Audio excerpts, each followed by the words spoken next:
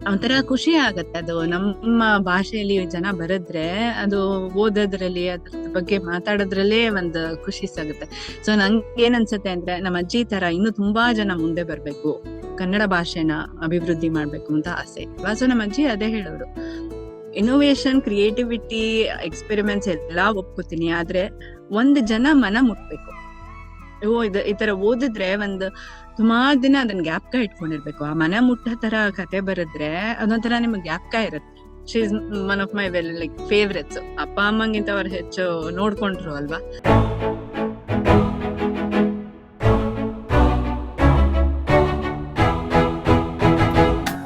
ನೂರೊಂದು ನೂರೊಂದು ನೆನಪು.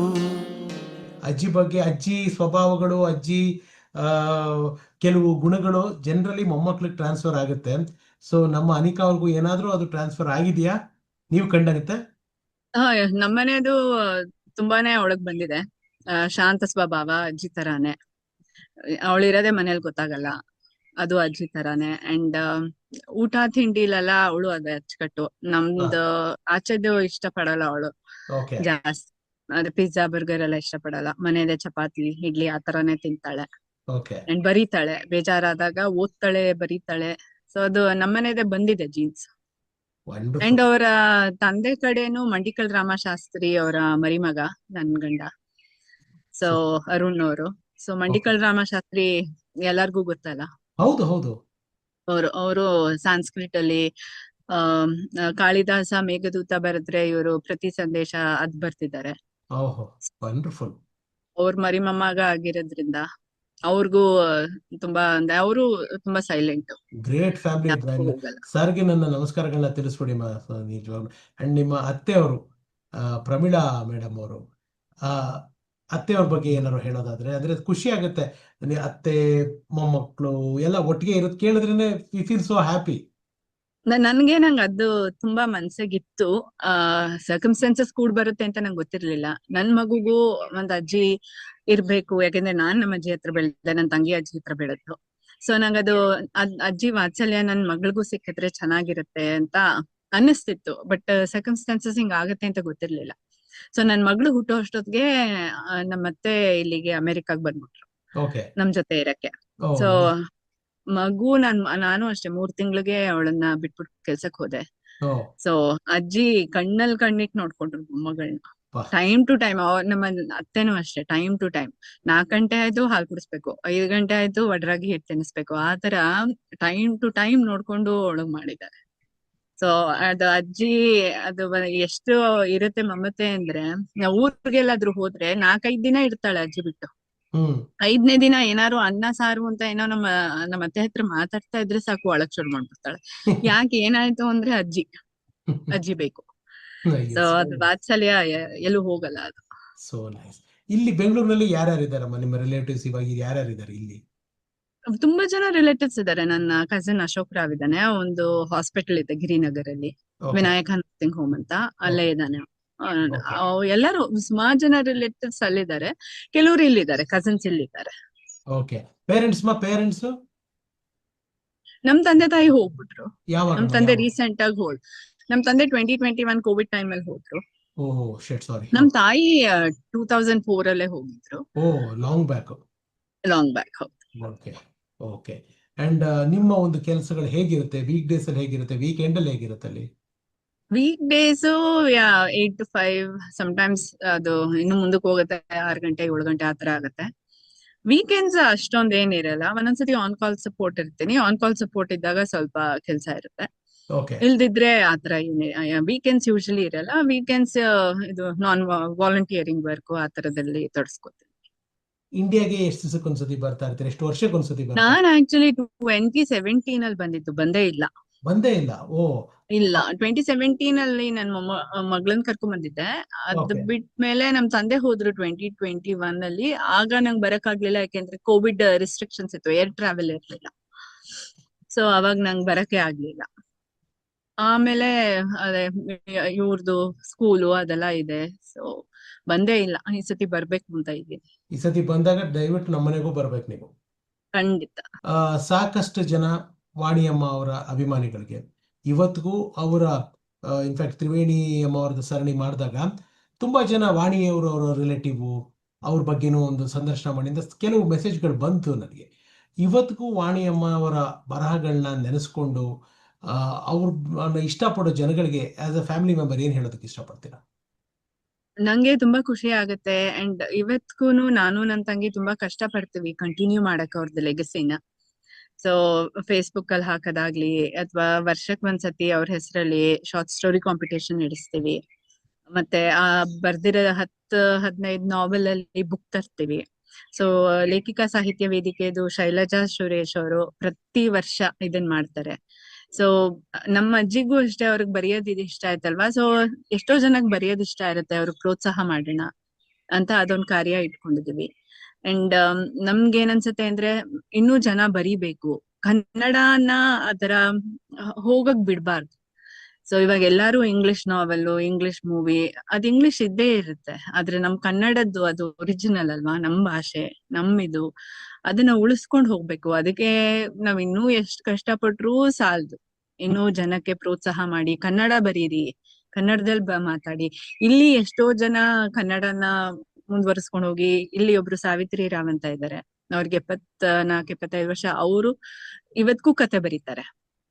ಒಂಥರ ಖುಷಿ ಆಗತ್ತೆ ಅದು ನಮ್ಮ ಭಾಷೆಯಲ್ಲಿ ಜನ ಬರೆದ್ರೆ, ಅದು ಓದೋದ್ರಲ್ಲಿ ಅದ್ರ ಬಗ್ಗೆ ಮಾತಾಡೋದ್ರಲ್ಲೇ ಒಂದ್ ಖುಷಿ ಸಿಗುತ್ತೆ.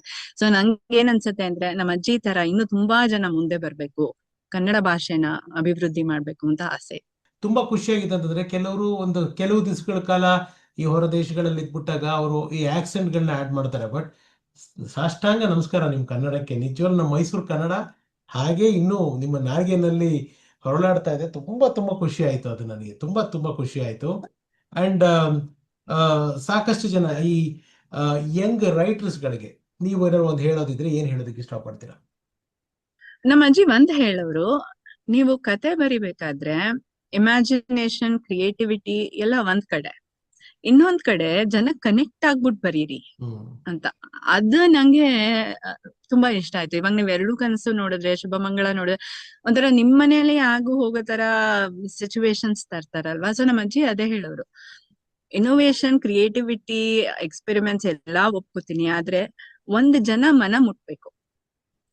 ಈ ತರ ಓದಿದ್ರೆ ಸುಮಾರ್ ದಿನ ಅದನ್ನ ಜ್ಞಾಪಕ ಇಟ್ಕೊಂಡಿರ್ಬೇಕು. ಆ ಮನ ಮುಟ್ಟೋ ತರ ಕತೆ ಬರೆದ್ರೆ ಅದೊಂಥರ ನಿಮ್ಗೆ ಜ್ಞಾಪಕ ಇರುತ್ತೆ. ಈಗ ಸುಮಾರು ಜನ ನಮ್ಮ ಅಜ್ಜಿದು ಕಾಂಪಿಟೇಷನ್ ಅಲ್ಲಿ ಬರೀತಾರಲ್ಲ, ಕೆಲವು ಸ್ಟೋರಿ ಓದಿರ್ತೀನಲ್ಲ, ಅದೊಂಥರ ಇವತ್ಗೂ ಜ್ಞಾಪಕ ಇರುತ್ತೆ. 3 ವರ್ಷ ಹಿಂದೆ ಓದಿದ್ದು, ಅಯ್ಯೋ ಈ ಕತೆ ಎಷ್ಟ್ ಚೆನ್ನಾಗಿತ್ತಲ್ವಾಪ ಅಂತ ಒಂಥರ ಆಗತ್ತೆ. ಅದ್ ನಮ್ಮ ಅಜ್ಜಿ ಹೇಳೋರು. ಅದು ತುಂಬಾ ಇಂಪಾರ್ಟೆಂಟ್. ಒಂದು ಮೆಸೇಜ್ ಇರ್ಬೇಕು, ಒಂದು ಕನೆಕ್ಷನ್ ಇರ್ಬೇಕು ಜನದ ಜೊತೆ, ಅವಾಗ ಅದೊಂಥರ ಮನ ಮುಟ್ಟತ್ತೆ, ಆ ಕತೆ ಮರೆಯಲ್ಲ ಜನ ಅಂತ. ಸೊ ಆತರ ಬರೆದ್ರೆ ಚೆನ್ನಾಗಿರುತ್ತೆ. ವಂಡರ್ಫುಲ್.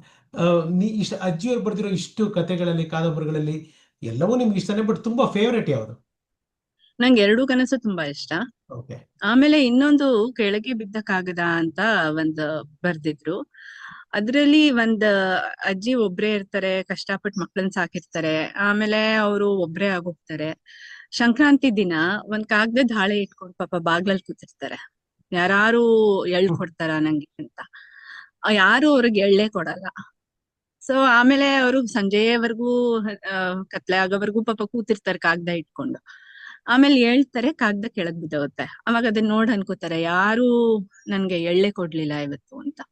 ಅದು ಒಂಥರ ನಂಗೆ ತುಂಬಾ ಇಷ್ಟ ಆಯ್ತು. ನನ್ ತಂಗಿ ನಾನು ಅದೇ ಅನ್ಕೋತೀವಿ. ನಮ್ಮನೇಲೂ ಅಷ್ಟೇ, ಪೋಸ್ಟ್ ಮ್ಯಾನ್ ಇಂದ ಹಿಡ್ಕೊಂಡು ಗೂರ್ಖಾವರ್ಗು ನಮ್ಮ ಅಜ್ಜಿ ಪುಟ್ ಪ್ಯಾಕೆಟ್ ಮಾಡಿ, ಯಾರೇ ಮೊಮ್ಮಕ್ಳು ಅಥವಾ ಮಕ್ಳಿದ್ರುನು ಅವ್ರು ಬಂದ್ರೆ ಕೊಡ್ಬೇಕು ಅಂತ ಹೇಳಿರೋರು. ಸೊ ನಮ್ಗದು ಇವತ್ತಿಗೂ ಇರುತ್ತೆ. ನನ್ ತಂಗಿ ಹೇಳ್ತಾಳೆ, ನಾನು ಯಾರ್ಗೆ ಆದ್ರೂನು ಎಳ್ಳನ್ನಂತೂ ಕೊಟ್ಬಿಡ್ತೀನಿ ನಮ್ಮ ಅಜ್ಜಿನ್ ಜ್ಞಾಪಿಸ್ಕೊಂಡು. ಬಿಕಾಸ್ ಅದೊಂದು ಅವ್ರು ಹೇಳಿದ್ರು, ಪಾಪ ಎತ್ತಿಟ್ಟಿರ್ತಿದ್ರು ಬರ್ದ್ಬಿಟ್ಟು, ಇದು ಪೋಸ್ಟ್ ಮ್ಯಾನ್ಗೆ, ಇದು ಗೂರ್ಖಾಂಗೆ, ಇದು ತರಕಾರಿ ಮಾಡೋರ್ಗೆ ಅಂತ ಎಲ್ಲಾ ಎತ್ತಿಟ್ಬಿಡ್ತಿದ್ರು. ಸೊ ಅದು ನಂಗೆ ತುಂಬಾ ಒಂಥರ ಇವತ್ತಿಗೂ ಜ್ಞಾಪಕ ಇದೆ ಆಗತ್ತೆ. So nice, so nice. Yes ಮಾ. ಅಂದ್ರೆ ಅಜ್ಜಿಯವರು ಹಾಸ್ಪಿಟಲೈಸ್ ಆಗೋ ಕೆಲವು ದಿವಸ ಮುಂಚೆವರೆಗೂ ಬರಿತಾನೆ ಇದ್ರು ಅವರು ಬರವಣಿಗೆ. ಕೊನೆಯವರೆಗೂ ಬರಿತಾನೆ ಇದ್ರು. ಲಾಸ್ಟ್ ಯಾವ್ದು? ಯಾವ್ದು? ನವನೀತ ಅಲ್ಲ ಲಾಸ್ಟ್ ಬರ್ದಿದ್ದು? ಹೌದು, ನವನೀತ ವಚನ ಸಂಗ್ರಹ. ಎಸ್ ಮಾ. ಸೊ ಈಗ ಸುಮಾರು ಆಲ್ಮೋಸ್ಟ್ ಒಂದು 1.5 to 2 hours ಇಂದ ನಾವು ಕೆಲವು ವಿಚಾರಗಳನ್ನೆಲ್ಲ ಟ್ರಾವೆಲ್ ಮಾಡ್ಕೊಂಡು ಬಂದ್ವಿ. ನಾನಂತೂ ತುಂಬಾ ಫ್ಲಾಶ್ ಬ್ಯಾಕ್ ಕಡೆ ಹೋಗಿ ಬಂದೆ. ಆಗ್ಲೇ ಹೇಳ್ದಂಗೆ ತುಂಬಾ ಚೆನ್ನಾಗಿ ಹೇಳಿದ್ರಿ. ನಿಮ್ ಜೊತೆ ಮಾತಾಡಿದ್ದು ಫಸ್ಟ್ ಥಿಂಗ್ ಇದು ಇಂಟರ್ವ್ಯೂ ತರ ನನಗಂತೂ ಅನಿಸ್ಲಿಲ್ಲ. ಏನೋ ಒಂದು ನಿಮ್ಮ ಎಕ್ಸ್ಪೀರಿಯನ್ಸ್ಗಳನ್ನ ಕೇಳ್ದಂಗೆ ಅಂತ ಅನಿಸ್ತು. ನಮ್ ಜೊತೆ ಮಾತಾಡಿದ್ ನಿಮ್ಗೆ ಏನ್ ಅನಿಸ್ತಮ್ಮ? ತುಂಬಾ ಖುಷಿ ಆಯ್ತು. ನಾನು ಮೊನ್ನೆ ಇದು ಕಾರ್ಯಕ್ರಮಕ್ಕೋಸ್ಕರ ತಿರ್ಗಾ ನಮ್ಮ ಅಜ್ಜಿದೆಲ್ಲ ಓದ್ತಾ ಇದ್ದೆ. ನಮ್ಮ ಅಜ್ಜಿದ್ ಓದಿದ್ರೆ ಒಂದ್ ಅರ್ಧ ಗಂಟೆ ಅಳ್ತಾನೆ ಇರ್ತೀನಿ. ಸೊ ಒಂಥರ ಅದು ತಿರ್ಗಾ ಎಲ್ಲಾ ಜ್ಞಾಪಕ ಬರುತ್ತೆ. ಅವ್ರು ಮಾಡಿದ್ದು, ಅವ್ರು ಕೂತಿದ್ದು, ಅವ್ರು ನಿಂತಿದ್ದು, ಒಂಥರ ಎಲ್ಲ ಒಂಥರ ಅದು. ಅಂಡ್ ನಂಗೆ probably I think she is one of my like favourites. ಅಪ್ಪ ಅಮ್ಮಂಗಿಂತ ಅವ್ರು ಹೆಚ್ಚು ನೋಡ್ಕೊಂಡ್ರು ಅಲ್ವಾ. ಸೊ ಅಜ್ಜಿ ನಮ್ಮ ಅತ್ತೆ ಹೇಳ್ತಿರ್ತಾರೆ, ಮಾತೆತ್ತಿದ್ರೆ ಅಜ್ಜಿ ಅಜ್ಜಿ ಅಜ್ಜಿ ಅಜ್ಜಿ ಅಂತಿರ್ತಾಳೆ. ಅಜ್ಜಿ ಬಗ್ಗೆ ಮಾತಾಡದೆ ಒಂದಿನನೂ ಇರಲ್ಲ ಅಂತ. ಆದ್ರ ನಂಗೆ ಅವ್ರ ಜೊತೆ ಕನೆಕ್ಷನ್. ಸೊ ಅದು ಇದು 3-4 ದಿನದಲ್ಲಿ ಅವ್ರ ಬಗ್ಗೆ ಓದ್ತಾ ಇದ್ದೆ. ಅದ್ ಮನ್ಸಲ್ಲಿ ಇದ್ದೇ ಇರುತ್ತೆ. ಆದ್ರೆ ಇನ್ನೊಂದ್ಸತಿ ಎಲ್ಲಾ ಒಂದು ಫ್ಲಾಶ್ ಬ್ಯಾಕ್ ತರ ಬರುತ್ತೆ. ಸೊ ನನ್ ತಂಗಿಗೆ ಅದೇ ಹೇಳ್ತಾ ಇದ್ದೆ, ನಾನ್ ಮೊದಲ ಓದ್ತಾ ಇದ್ರೆ ಅರ್ಧ ಗಂಟೆ ಅಳ್ತೀನಿ, ಆಮೇಲೆ ತಿರ್ಗಾ ಓದ್ತೀನಿ ಅಂತ. ಸೊ ನೀವು ಅದು ಈ ಕಾರ್ಯಕ್ರಮದಿಂದ ಒಂಥರ ನಮ್ಮ ಅಜ್ಜಿನ ತಿರ್ಗಾ ನೆನೆಸ್ಕೊಂಡಂಗಾಯ್ತು. ಸೊ ತುಂಬಾ ಥ್ಯಾಂಕ್ಸ್ ಅದಕ್ಕೆ. ಥ್ಯಾಂಕ್ ಯು ಖಂಡಿತ. ಸೋ ಮಚ್ ನಿಮ್ಮ ಟೈಮಿಗೆ. Thank you so much. Thank you. Thank you. Thank you. So ಸ್ನೇಹಿತರೆ, ಇದಾಗಿತ್ತು ನಮ್ಮ ವಾಣಿಯಮ್ಮ ಅವರ ಬದುಕಿನ ಕಥೆ, ಅವರ ಮೊಮ್ಮಗಳು ದೀಪಾ ಮೇಡಮ್ ಅವ್ರ ಮೂಲಕ. ದಿಗ್ಗಜರು ಯಾವತ್ತೂ ಎಲ್ಲೂ ಹೋಗಲ್ಲ, ದೈಹಿಕವಾಗಿ ಮಾತ್ರ ಅವ್ರು ನಮ್ಮಿಂದ ದೂರ ಆಗಿರ್ತಾರೆ ಅಷ್ಟೇ. ಅದು ಬಿಟ್ರೆ ಅವ್ರ ಕೆಲಸಗಳು ಕಾರ್ಯಗಳು ನಮ್ಮೊಂದಿಗೆ ಇದ್ದೇ ಇರುತ್ತೆ. ಸೊ ಈ ಸರಣಿ ನಿಮ್ಗೆ ಖುಷಿ ಕೊಟ್ಟಿದ್ರೆ ನಮ್ಮ ಶ್ರಮ ಸಾರ್ಥಕ ಅಂತ ತಿಳಿಸ್ತೀನಿ. ಮತ್ತೆ ಮುಂದಿನ 101 ನೆನಪಿನಲ್ಲಿ ಇನ್ನೊಬ್ಬ ಹೊಸ ಅತಿಥಿಯೊಂದಿಗೆ ಭೇಟಿ ಆಗ್ತೀನಿ. ಅಲ್ಲಿವರೆಗೂ ನಿಮ್ಗೆಲ್ಲ ಗೊತ್ತಿರೋ ಹಾಗೆ, ನಿಮ್ಮ ಗುರಾಮಿ ಕಾರ್ಯಕ್ರಮ ಮಾಡೋಕ್ಕಾದ್ರೆ ಮುಖಕ್ಕೆ ಬಣ್ಣ ಹಚ್ಚಲ್ಲ, ಬಣ್ಣದ ಮಾತಾಡಲ್ಲ. ಆದರೆ ಬಣ್ಣದ ಲೋಕ ಕಟ್ಟಿಕೊಳ್ಳಲು ಸಾಧ್ಯವಾಗಿರುವ ಈ ರೀತಿ ದಿಗ್ಗಜರು ನಾವು ಕುಟುಂಬನ ಎಲ್ಲೇ ಇರಲಿ ಹೋಗಿ ಹುಡುಕಿ ಹಾಕಿ ಅವ್ರ ಜೀವನದ ಕಥೆನ ದಾಖಲಿಸೋದು ಮರಿಲ್ಲ ಅಂತ ಹೇಳ್ತಾ ಹೋಗಿ ಬರ್ತೀನಿ. ನಮಸ್ಕಾರ. Thank you so much. ಸರ್ವೇ ಜನ ಸುಖಿನೋ ಭವಂತು. ಎಲ್ರಿಗೂ ಒಳ್ಳೇದಾಗ್ಲಿ. Love you all. ನಮಸ್ಕಾರ. Thank you so much.